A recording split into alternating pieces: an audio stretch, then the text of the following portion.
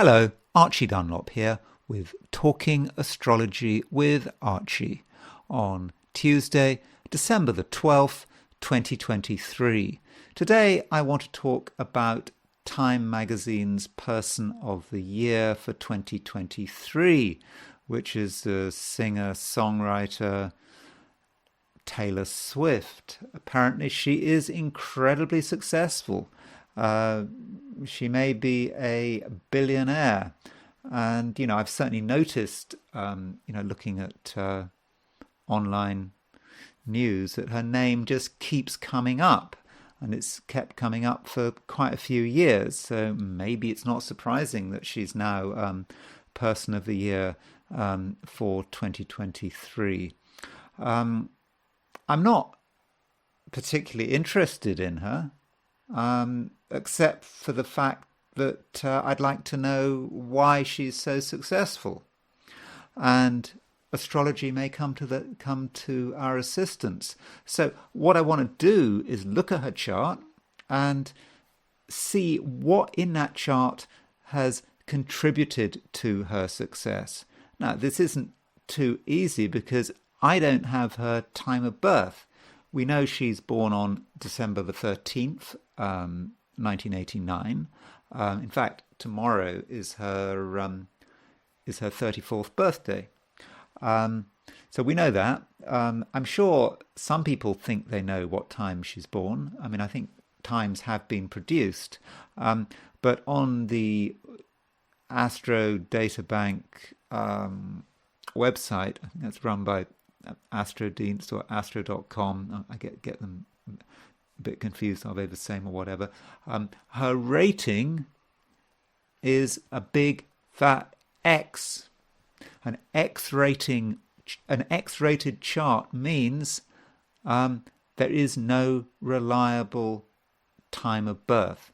So I'm only going on her date of birth, December the 13th, 1989. Now, I have looked at her chart, and there are a couple of really interesting things about that chart, which I think we need to talk about. So that's what I'm going to discuss. But I really must emphasize that in a way I would prefer to be talking about someone else. I prefer to be talking about Vladimir Putin or Boris Johnson. Talking about her, I'm not particularly interested. But yes, I am interested in her chart, and I think by looking at her chart, we might get some useful hints about how we might be able to pick up signs of future fame in other charts. Anyway, before I look at Taylor Swift, I want to look at the astrology for today, which is Tuesday, December the 12th, 2023. So let's have a look at the chart. Now, today there is a new moon. So you can see sun and the moon are together. This is the chart set for noon in New York, December the 12th, 2023. So with this new moon today, it's in Sagittarius. It takes place at 23:32 in London, just after 11:30 at night, if you're in London. So if you're in New York, that would be, what would that be? Around 6:30 in the evening. Los Angeles, 3:30 in the afternoon. If you're in sort of Western Europe or any further east, in fact, the new moon takes place tomorrow. But we are feeling the new moon, even if it's not taking place today on Tuesday, depending on where we are. The sun and the moon are in Sagittarius, and we should treat this as a new beginning. And as I say, when you've got when you've got new moons, it's the start of a new cycle. But the new cycle should really take place, in secret, away from the spotlight. Because, when you've got a new cycle, new moon, new lunar cycle, that's for time to prepare things, to perhaps launch new plans, new ideas, that kind of thing. But in the first instance, we don't really need people to know what we're up to. We can just we can keep quiet about it and let the seeds germinate. Let them germinate in the darkness. Now, this new moon is quite close to Mars. You can see that there's sort of, Moon Mars conjunction today. Now, Moon Mars conjunctions can be difficult. The Moon is about emotion. Moon in Sagittarius can express itself very quickly and very easily. So when you've got Moon Mars conjunction in Sagittarius, people can get angry just like that. But the anger is not necessarily destructive. People like to say what they feel. It's that kind of day. If people get annoyed, they want to express their annoyance, and that might be healthy. It's better to tell people you're getting angry rather than just wait and let the thing boil over. Unfortunately, now the moon is now out of Scorpio. With Scorpio, when the moon was in Scorpio, we could associate that with anger sort of boiling over and not being able to express itself. But here in Sagittarius, there's greater flow. So I think that is that's the main theme of the day. Just the new moon conjunct Mars. It could be an exciting day. It's an action-orientated day. It's not really a day for doing a lot of thinking and analyzing. You'll notice that there are no planets in air signs. The air signs are Gemini, Libra, and Aquarius. You can see that the blank in Gemini, blank in Aquarius. We've just got the South Node in Libra, and that's not really a planet. So, it's not a day for really thinking about it and analysing what we're going to do next. That kind of approach is not going to work, and it's not going to go down well. No, with Sun, Moon, Mars in Sagittarius, it's a day for action. So you just go and do it. You don't talk about doing it. Yeah, you just do it and hope for the best.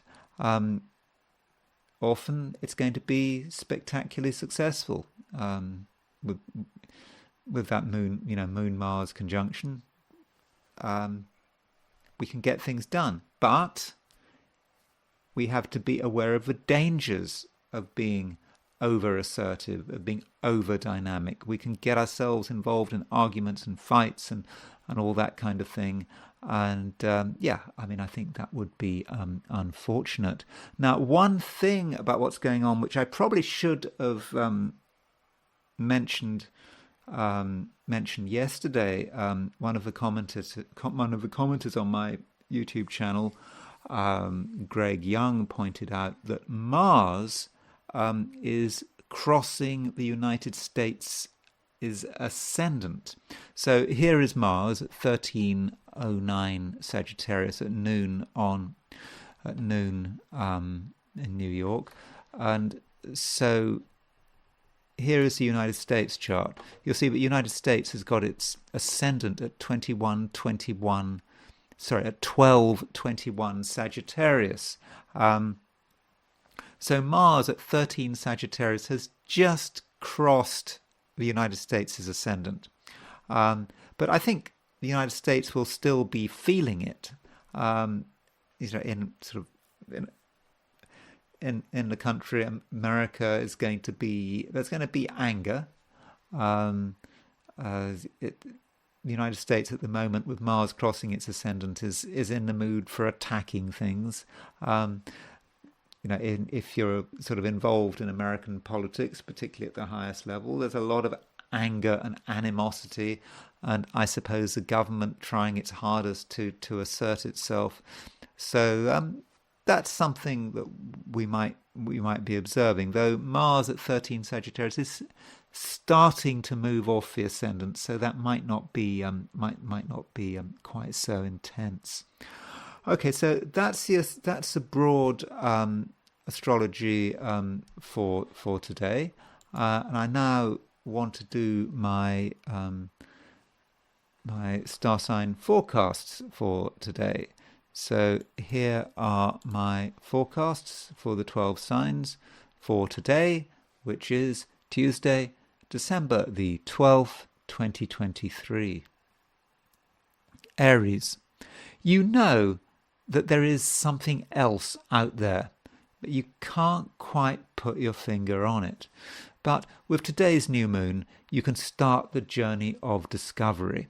There are ways to escape the daily grind, and you'll be helped by moments of inspiration.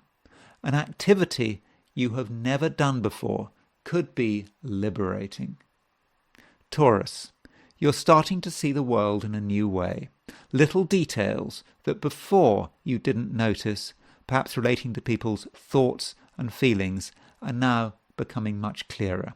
And maybe you realize that someone is interesting or boring or possessive, and armed with this knowledge, you can start making important changes and perhaps important decisions as well. Gemini, the new moon in Sagittarius creates a lot of change. You become more aware of the other ways of understanding the world, other people's perspective, and by bringing new people into your life, you can benefit in terms of happiness and fulfillment. Solo initiatives are unlikely to be successful. Cancer, it's important to take it easy. New moons can be difficult for Cancerians. They can feel overwhelmed. And today there are a pile of details that appear to be demanding your attention. But do they really have to be taken seriously? Maybe you should just decide which detail is important and leave the rest for later. Leo, you can be yourself without having to apologize. That might be easier said than done. Some Leos have a self-conscious streak. I suppose you just have to get used to a new set of circumstances where you have greater freedom. And it's not a time for excessive seriousness. A light touch works best. Virgo, a time to collect your thoughts. Gather up your impressions of the world and take on board what you have learnt. It's certainly not a time for venturing into new territory, because the last thing you want is to get completely confused. Big ideas should be listened to, but not followed. Libra, how do you get from A to B? You probably take the route that you're most used to, but sometimes routes have to be changed. Better routes become available, or else the scenery changes. And today's new moon encourages you to consider alternative approaches. A good day for introducing new vocabulary into your regular speech. Scorpio, money matters are hard to avoid because there is a new moon in Sagittarius, a sign strongly connected with the Scorpion's finances. It could be about a brand new way of wasting money, but hopefully you'll find a brand new way of making money. It helps to think about what you need to even focus on a particular figure. For example, $100 or $1,000, whatever. Then let the universe do the rest. Sagittarius, today's new moon propels you forward. The time for action has arrived and you need to think outside the box. The obvious approaches may not be best, and to an extent you need to rely on your intuition. You don't work out what needs to be done. Rather, you get an intuitive feel for it. Trust yourself to get it right. Capricorn. Those close to you aren't revealing much. Not because they're being deliberately secretive, but because circumstances are encouraging them to keep their thoughts to themselves. So don't judge people by their silence. For your part, you're starting to think ahead to the new year and beyond. Soon enough, your thoughts and plans, currently private, will find an enthusiastic audience. Aquarius. There are things that need to be reconfigured. For example, your expectations and aspirations. There are things that you used to want, but do you want them anymore? Times have changed, you have changed, and your goals have changed. In your social life, a change of friends could be healthy. Pisces. There's a new moon in the career and business sector of your solar chart. It's a time when you can start a new cycle in your working life, which can see its first fruits by the beginning of 2024. But you have to be ambitious and not be satisfied with the usual fare. Take a leap into the unknown and don't be afraid of following your dreams. Okay, so now I'm going to switch to the I Ching. And as always, I ask the question, what is Tuesday going to be like for those watching this video? And so the first hexagram I got was hexagram 30, the clinging. The clinging shows,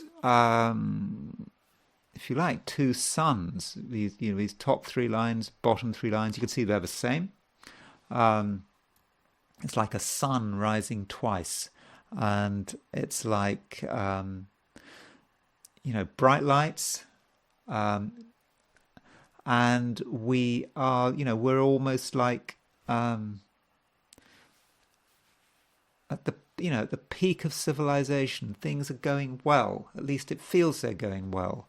And we need to cling to the parts of ourselves that can illuminate the world around us. So we've got to really look after that. We need to consider what is our greatest talent, and we need to really nurture that talent. That's about clinging onto it.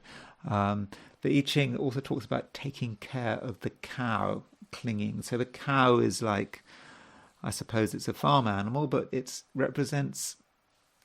also represents our talents, and it represents everything good about us. And so that's what we need to focus on at the moment. But it's a bit more complicated than that. I think that when you've got a good situation, when you're using a set of talents, when things are working well, we always have to accept that nothing lasts forever. And however good things are, if we're at the peak of civilization, in the end, we're going to start to see decline. And as the day progresses, I think we might recognize that things have come to an end. The good times may feel that the good times are over, and this might make us very sad and sort of hopeless even. Where's this whole thing going?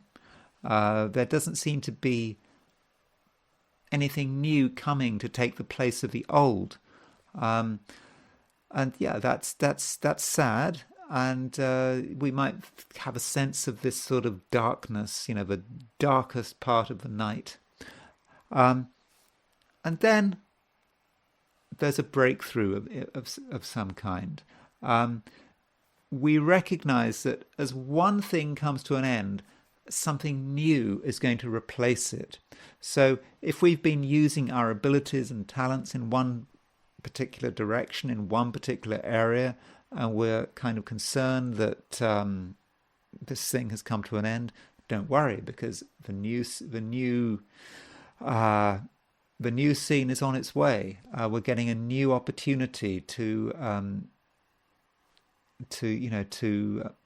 express ourselves. Um, so we then have to make the transition, and the clinging hexagram 30, it switches to hexagram 49, revolution. This is this is about complete change. So if we don't want collapse, if we don't want the civilization which we've got used to completely collapse, we have to think, what are we going to replace it with? And so that's where revolution comes in. Revolution is not just about destroying things for the sake of it. It's an acceptance that if we do nothing, if we don't revolt, there will be destruction, because we're dealing with systems that are stagnant. So by creating the revolution, we are renewing the whole system. We're renewing the whole cultural environment in which we live. So sort of ironically, revolution is a way of stabilizing the situation. So consider, what in your life needs a revolution? How do you want to continue the good times? What do you need to break down in order that you can build it up again? What needs to go? And in the social situation, it maybe there needs to be a change in the power structure. Maybe someone has been in control for too long and they're not doing a good job anymore. Maybe people's roles need to change. So you can get power structures anywhere, not just, for example, in a country, but you can have it in, obviously, at work or in your social life. So these power structures need to shift, and the people who used to be in control perhaps need to be, I won't say overthrown, but other people need to have their say. So if we have that revolution, we're breaking the tension, and the day should end, on a good note. And of course, this hexagram may not just relate to today; it might go on over the next couple of days, and we just need to make that change. Of course, it may have nothing to do with our external environment. This revolution may be about us. Maybe we need to change our attitude. Maybe our attitude in the past had got stuck, and we weren't getting anywhere, and we need to just shake things up. And so that, if we can do that, then I think we'll be able to make the most of everything that's on offer. Okay, so now I want to go back to the astrology and look at the horoscope of Taylor Swift. Again, I must emphasize, I do not have a time of birth.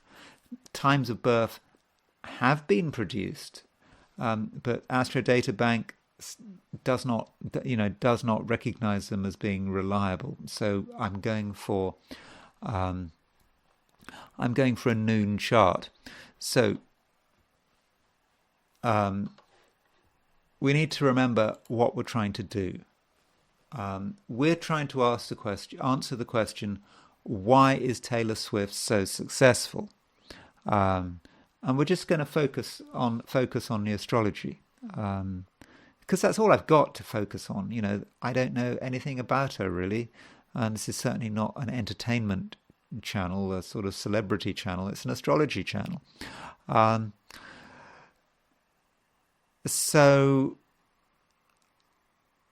what is the first thing that comes to mind? Now, in terms of success, I can't help but noticing that she has a Moon-Jupiter conjunction in Cancer. Now, the chart set for noon has Moon at 5:33 Cancer. Now, if she was born really early in the morning, her Moon would be in Gemini. If she was born, I don't know, 1 or 2 in the morning, then it would be a Gemini Moon. But assuming she was born, after, I don't know, whenever the Moon went into Cancer, which would have been really, really early. There is a Moon Jupiter conjunction. So the Moon rules Cancer. That's really good. Moon is in its own sign. Jupiter is exalted in Cancer. Now, I know Jupiter is retrograde, but still it is exalted in Cancer. So you have a Moon Jupiter conjunction, and in astrology, I would have said the Moon Jupiter conjunction is probably the most fortunate aspect there is. If people can be really successful with this conjunction. I mean, it certainly gives the capacity to be successful. And if you think about it, for someone who is a singer, they've got to deal with the public. And so the public in astrology is ruled by the Moon. So if you've got the Moon in Cancer conjunct Jupiter, you're able to relate to the public. That is not a problem, and that is, in many respects, a sort of a minimum requirement to be a successful musician. If you can't relate to your audience, then really you haven't got a chance, have you? But Moon Jupiter conjunction in Cancer, well, I mean that's pretty, that is pretty good. But what about the rest of the chart? Why is she so successful? And what is success actually about? What does it actually mean to be successful? Particularly in a sort of a celebrity way. Is it enough, say, to be uniquely talented? Now, if you're uniquely talented, does that guarantee you success? No, it does not guarantee you success.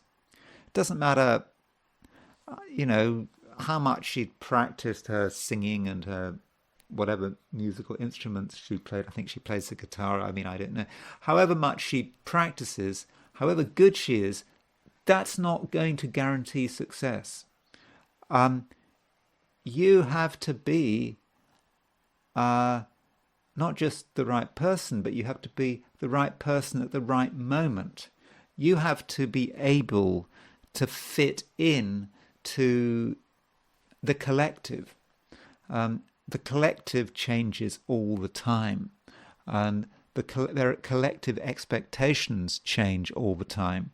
A person, it's more important to be able to fit in with the collective if you want to be really famous and be a celebrity, whatever. It's more important to do that than to be talented. The talents themselves, it's nice to be talented. You probably have to be talented at some level to be a famous singer. You need, but yeah, it's not enough. You've got to be able to relate to the collective at the right time. And I think there is so much of this horoscope that is collective. So what I wanted to focus on now was to look at what was happening when she was born. Now, she was born in December 1989. December 1989 was quite dramatic, because you had from a societal point of view, you had this beginning, the fall of communism. You had huge changes happening in Russia and Eastern Europe. And you can see that you can see that she had, there was Uranus in Capricorn, Neptune in Capricorn, and Saturn in Capricorn. So we had a Saturn-Neptune conjunction. Well, in fact, we had a triple conjunction involving these outer planets of Uranus, Neptune, and Saturn. And so, Uranus and Neptune in particular, they are collective planets. And so, they represent the collective, the collective unconscious, perhaps. This is what the collective was doing when she was born. And she has her Mercury, her Mercury at 9 Capricorn. So her Mercury, which I suppose it is to an extent to do with one's talents. It's to do with the way one's brain works. Mercury in Capricorn is known to be hardworking, to be quite disciplined, to have clear thoughts, to have it's quite a nice materialistic place for Mercury. Yet that Mercury is conjunct Neptune. So you might think, Mercury Neptune could be confused, could be overwhelmed by it all, but apparently not. If you're trying to be, I suppose, if you're trying to be a musician, having Mercury Neptune could be very useful. And in Capricorn, you're able to relate the way you communicate to something collective. And so look at this Mercury Saturn conjunction. Now, again, she's got Saturn in Capricorn. That Saturn in Capricorn, Saturn rules Capricorn. Again, that gives more evidence that this is someone who is able to be hardworking and very focused. So I suppose that would be her, doing whatever she needed to do to be successful in her career. Practice, all that kind of stuff that musicians had to do. That's fine. But her Mercury Saturn conjunction has Neptune right in the middle of it. Now, normally that would be a bit of a problem. Having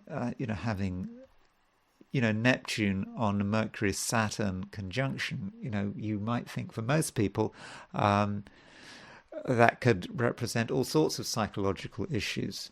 But here it seems it's like Neptune is telling us about what that Mercury Saturn conjunction is doing.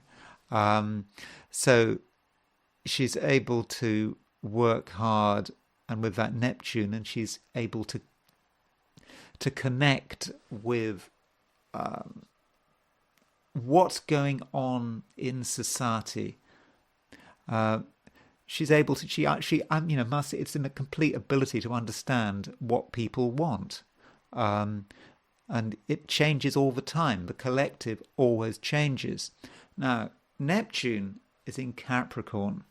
For a long time I've been puzzling about Neptune in Capricorn, thinking about what does Neptune in Capricorn actually mean.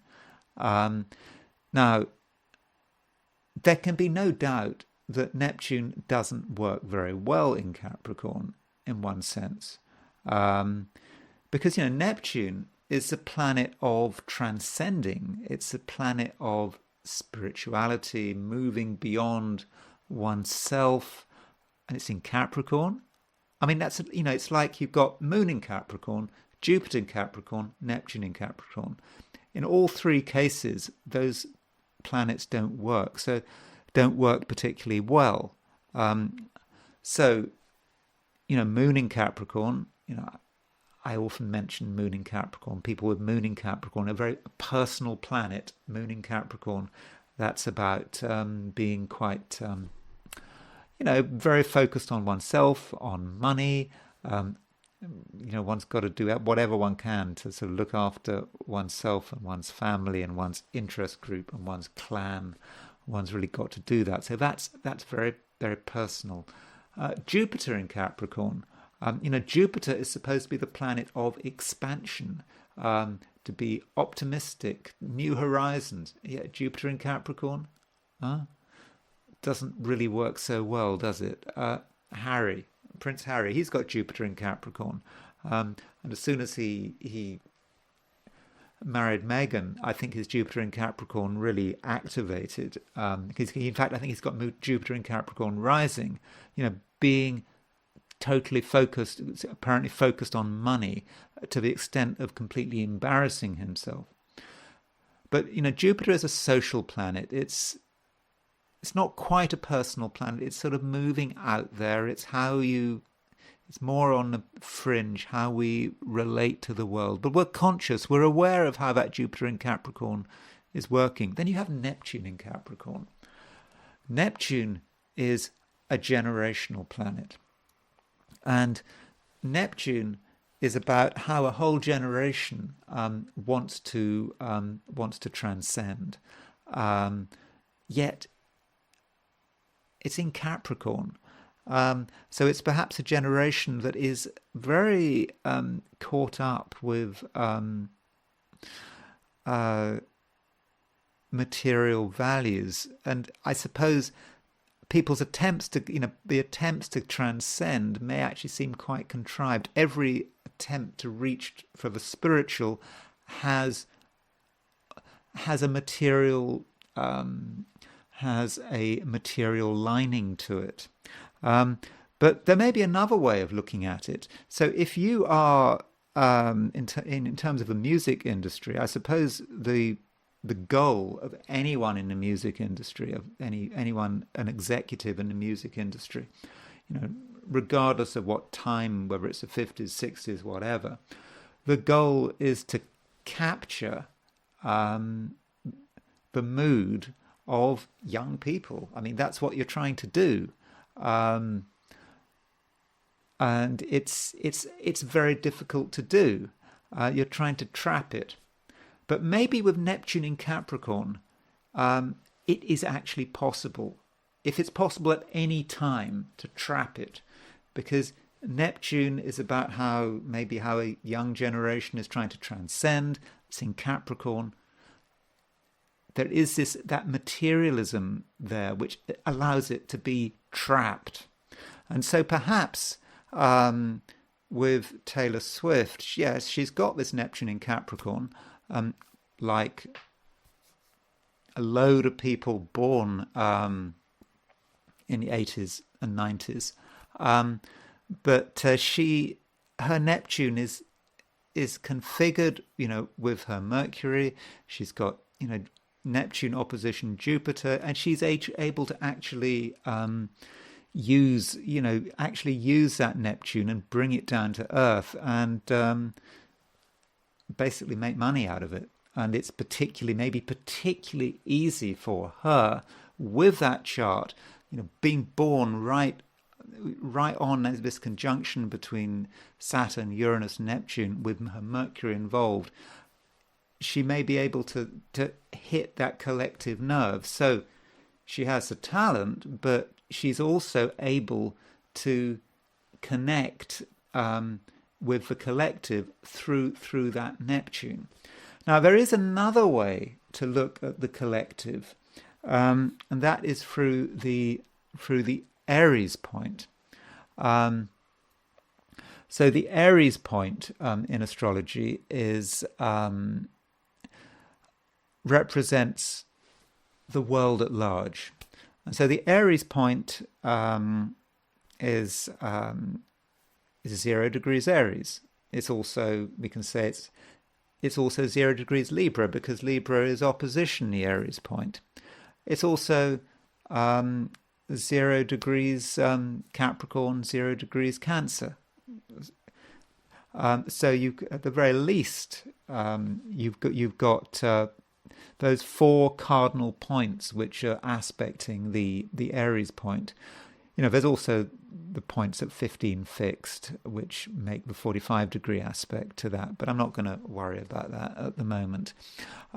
So if you look at her chart, try to look at her chart in terms of symmetry, because there's some very interesting symmetry going on in here. If you look at her chart, there is 0 degrees Capricorn, and you will see that she has got her sun at 21, 22 Sagittarius and her Mercury at 9 Capricorn.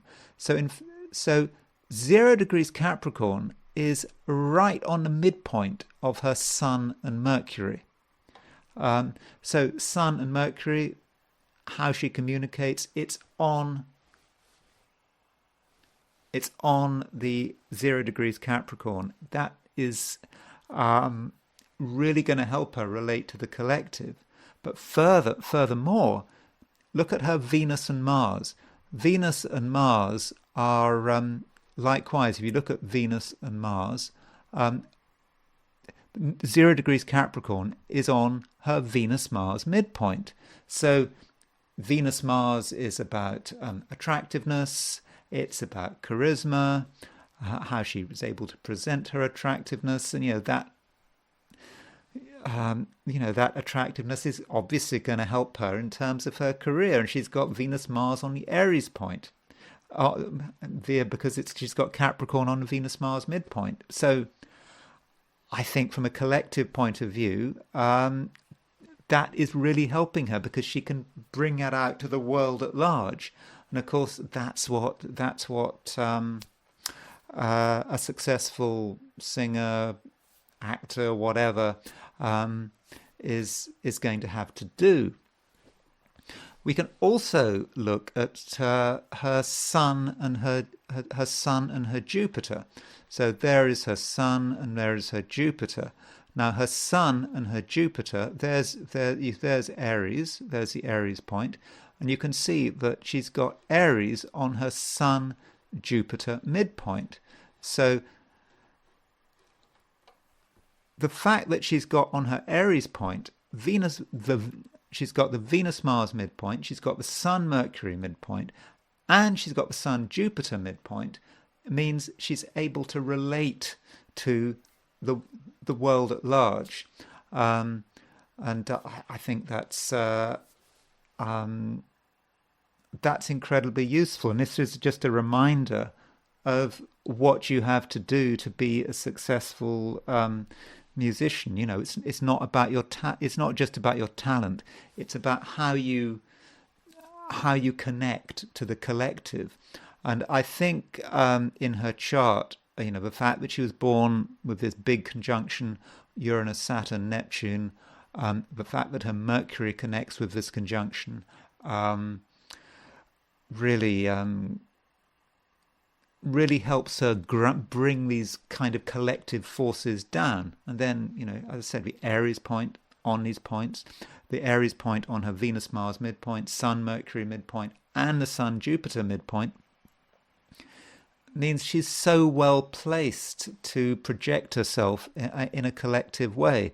It helps for her to be talented, but the big battle, the really difficult thing is being able to link to the collective. And it was like, I suppose the collective needs someone to reflect, to reflect it. And I suppose she was lucky she was born at the right time.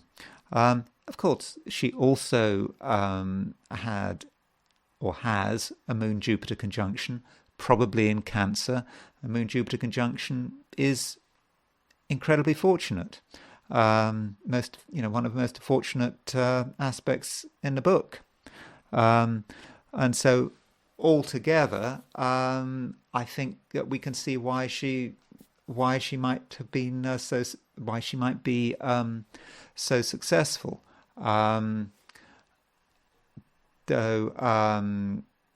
She also has Mars in Scorpio. Mars rules Scorpio, and Mars is exactly semi-square her Neptune.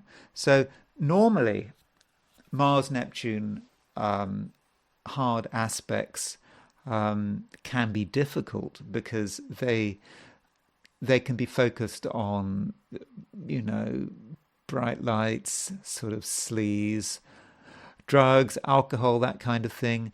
But she seems to have used the symbolism quite well. Mars-Neptune is where she wants to assert herself, but square Neptune, that Neptune becomes, the music industry, the bright lights certainly, but without the bad stuff. And so, and of course it's Mars in Scorpio, so she's able to assert herself really well with the Mars, being in its own sign. And of course she's American, and she's certainly got the Jupiter at 7 Cancer, Moon at 5 Cancer, and we look at the USA's chart. There's the USA's chart, and we see that in the USA's chart there's a Venus-Jupiter conjunction in Cancer. There's also, in fact, there's a huge conjunction in Cancer in the USA's chart, and so her Moon-Jupiter conjunction is picking up on the Venus-Jupiter conjunction in the United States' chart. So that helps her even more. So, okay, so that is Taylor Swift's chart. As I said, I'm not particularly interested in her, but I am interested in her horoscope. And I think even though we don't have a time of birth, I think that her chart does indicate why she's successful. And I think the key to her success is being able to connect with the collective. And of course, any super successful musician has to be able to connect with the collective. Okay, that's all I'm going to say on the subject of Taylor Swift. I hope you found that interesting, and I will talk to you again tomorrow.